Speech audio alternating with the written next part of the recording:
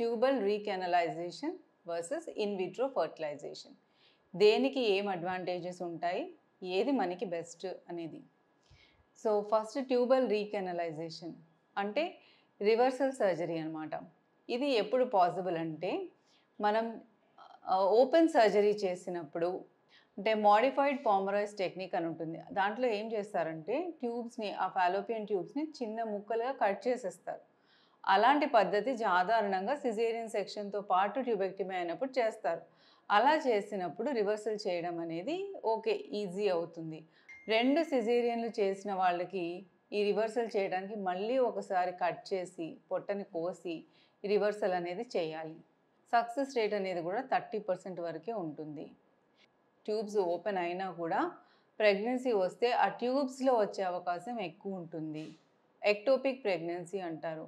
ఈ రిస్క్ కూడా ఉంటుంది.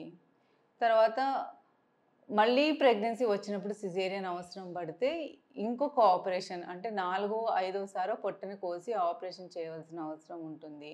సో దీంతో లోపలంతా అతుకులైపోయి బ్లీడింగ్ అయిపోయి ఇలాంటి రిస్క్లన్నీ ఎక్కువ ఉంటాయి. అదే మనం ఐవీఎఫ్ పద్ధతిలో వెళ్తే దీంట్లో మనకి ట్యూబ్స్తో సంబంధం అనేది లేదు. ట్యూబ్స్ బ్లాక్ అయిపోయి ఉన్నా కూడా మనం కింద వజైనా నుంచి ఎగ్స్ని పిక్ చేసి ఎంబ్రియోని తయారు చేసి కింది వజైనా నుంచి ఎంబ్రియో ట్రాన్స్ఫర్ చేస్తాం కాబట్టి పేషెంట్కి కోత అనేది ఉండదు. ఒకవేళ ప్రెగ్నెన్సీ వచ్చినా ఇంకొకసారి ఆపరేషన్ అనే ప్రాబ్లము ఉండదు. ఇది ప్లస్ ఐవీఎఫ్లో సక్సెస్ రేట్ అనేది కూడా ఎక్కువ ఉంటుంది కంపేర్ టు ట్యూబల్ రీకెనలైజేషన్.